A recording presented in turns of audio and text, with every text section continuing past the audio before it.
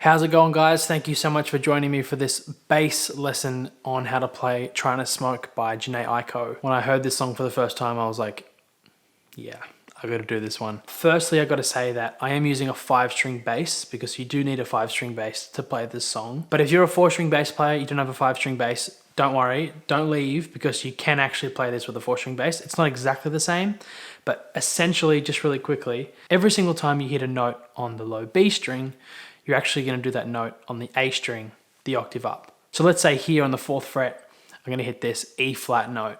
Instead of playing it there, you're going to play it 2 frets up and on the A string, so the 6th fret of the A string. So just replace every B string note with an A string note, but 2 frets up. I think the simplest way to think about this song and to think about this bass riff is to split it up into 4 sections. The first thing we need to do is learn this. Once you learn that, you're pretty much set, because this song is built around that exact thing that I just did, and it just moves up and down the bass, adds little extra nuances and little extra hammer-ons and pull-offs and cool little things on top of it. But essentially, you learn that, you're set. So what that is it's based around sort of a bar chord. It's just an arpeggio. It's going through the chord.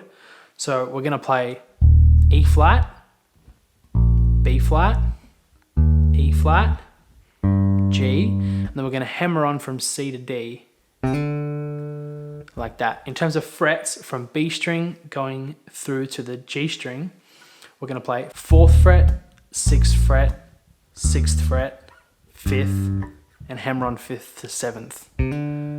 So just like this.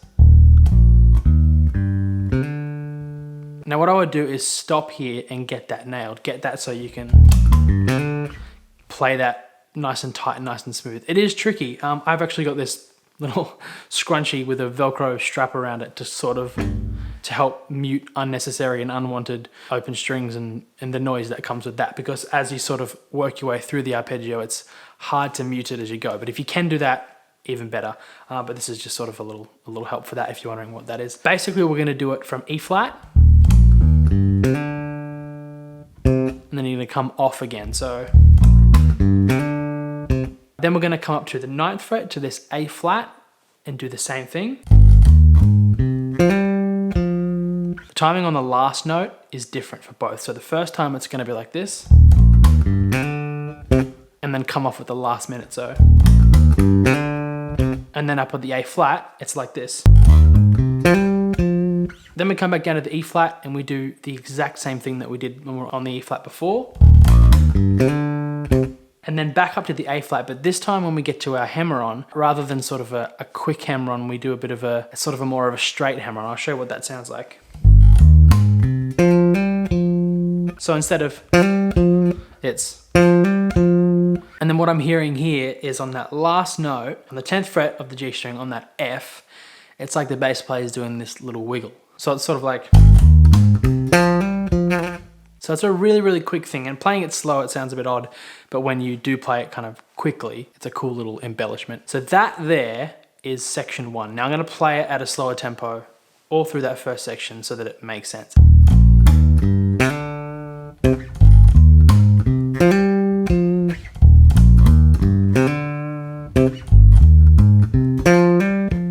Right, on to section 2. We're basically doing the same thing, but all a tone down. So we're going down to D flat, up to G flat, D flat, up to G flat.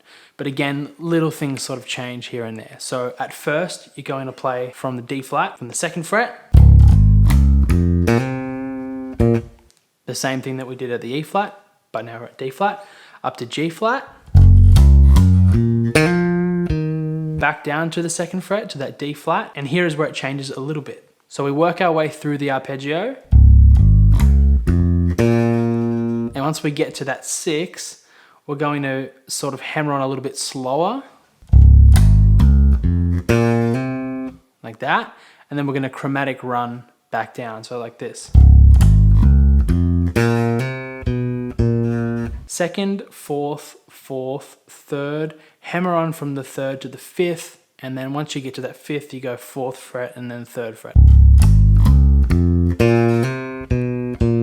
And then we end our section 2 up at the 7th fret at the G flat, and we just play this. So we're playing basically 1 5 1 5. We're playing 7th fret, 9th fret, 9th fret. And then with our first finger, we're going to stretch over here to the 6th fret and just hit that once and cut it off. Altogether, section 2 sounds like this.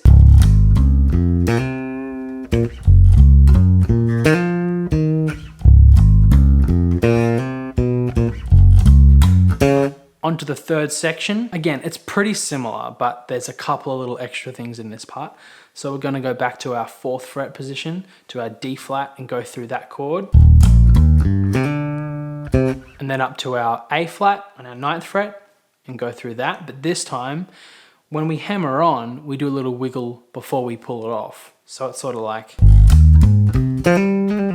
And then we'll come back down to our 4th fret, to our E flat chord, and play through that. And this time, we're gonna do this.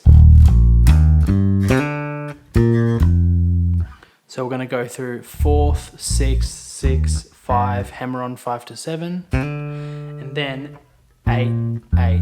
And those are on the D and the A strings. So... And those two notes are B flat and F.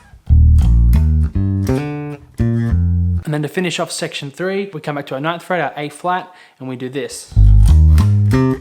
We just go 1 5 1 3. So we're doing 9th fret, 11th, 11th, 10, and we're cutting it off. And then just before we head into section 4, we're going to hit this E flat up here. So this is the 8th fret on the G string. So that last part sounds like this. Altogether, section 3 goes like this.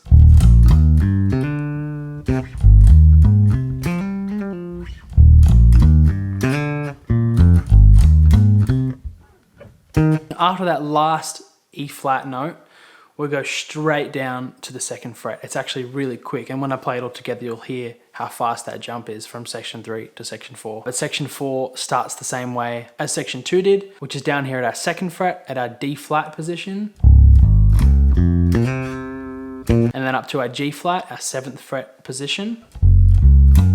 And for this last time we do our D flat, it's going to change a little bit. It's going to sound like this.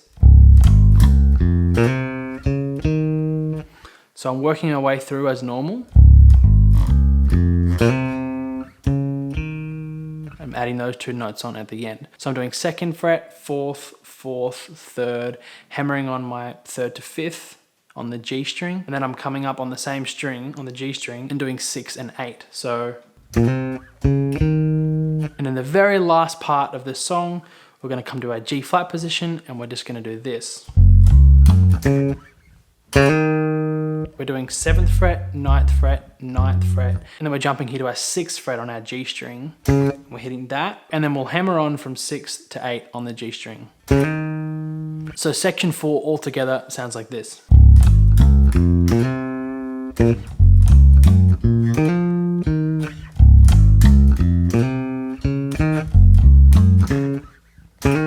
Sorry if I went over this a little bit quick. I just didn't want this video to go for, 20 minutes. Now I'm gonna play the entire thing for you at a slow tempo so you can see how it all fits together.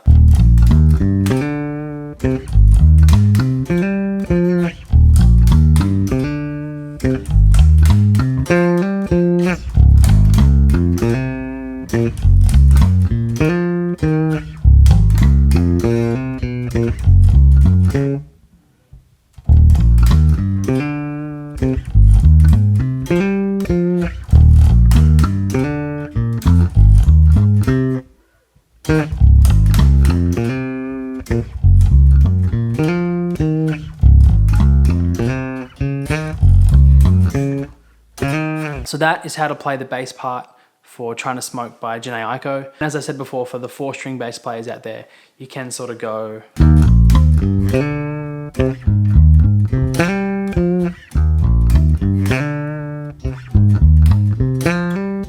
Alright guys, stay safe. I know the world is kind of going crazy right now with this COVID-19. If you gotta work, you gotta work. Just stay safe. If you're sick, stay inside. And if you're home, you may as well upskill, you may as well get better at your craft, you may as well learn instruments, learn music, learn songs. So check out the rest of my content. I got more videos before this one and more coming out every single week. So I really appreciate you taking the time to check this out. Please like, subscribe, hit the bell to make sure you're notified when I'm posting a new video. And please leave comments. I love replying to comments. I love seeing what you guys think. It's really, really cool. Let me know if there's some other songs you'd love to learn. Stay safe. Enjoy the rest of your day, your night, your week, whatever's going on. Yeah, I'll see you in the next one.